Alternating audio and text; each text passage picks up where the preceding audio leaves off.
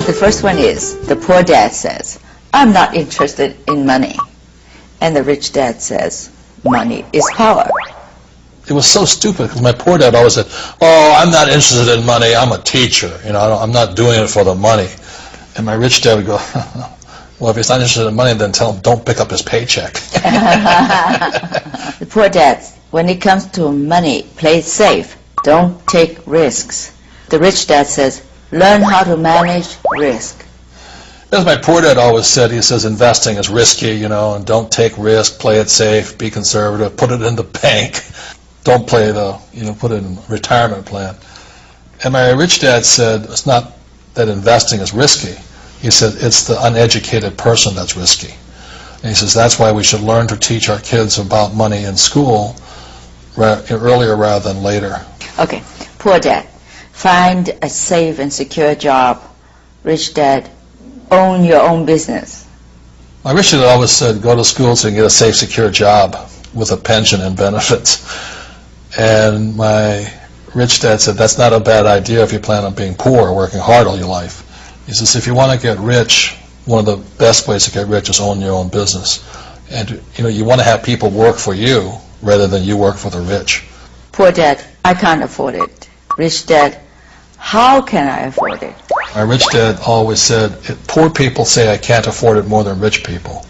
He says, the moment you say you can't afford it, it's like turning off the light switch in your brain. It doesn't have to think anymore. Instead, my rich dad said, ask yourself, how can I afford it? The moment you say, how can I afford it, you turn your light switch of your brain on and you have to think. To me, this is a very important thing I learned from your book. Poor dad says, my house and my car are assets. And the rich dad says, my house and my car are liabilities. Very simply, my rich dad said, assets will put money in your pocket whether you work or not, and liabilities will take money from your pocket whether you work or not. Never call a liability an asset. That's what gets you in trouble. Mm. So when people say, well, my banker said, a house is an asset, I said, your banker's not lying to you. You're just not saying whose asset it is. It's the bank's asset. Because every month you send the bank a check, and that's how you know. And a car too. Same. That's right. All right, it's fine to say that, you should invest, but people are scared of going bankrupt. That's worldwide. Everybody's afraid of it. But you look at the cause of it, it's caused because of lack of financial education. So the problem is that our school system has never taught us anything about money. So that's why people need to be careful and start demanding your school systems teach your children financial intelligence as soon as possible. Money is an evil. Ignorance is evil.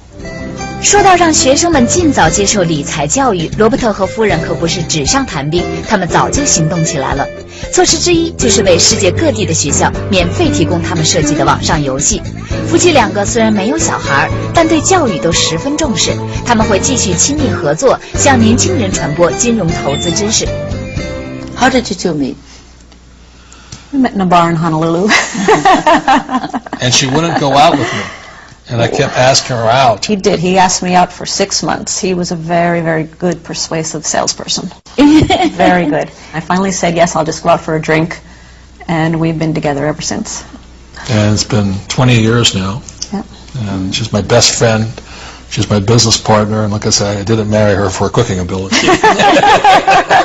My mother always said, if you don't want to spend your life in the kitchen, don't learn how to cook. And I took her to heart with that. My mother told me that too. Thank you so much, Kim and Robert, for having me in your Phoenix home. I really learned so much. I'm sure my audience will learn a lot too from you. Oh, thank you so much. Thank you so much for coming. Yeah, thanks for allowing us to share information through your network. I greatly appreciate it. Robert 小的时候不愿意做老师，但是今天他与夫人就是要教育人民，教他们什么才是正确的金钱的观念。智商很重要，财商也不能够少。他们强调，如果你像穷人这样思考问题，不论你赚多少钱，还是会把钱全部花光，一无所有。所以不要为金钱工作，要让金钱为你工作。好，今天的节目到此为止，再见。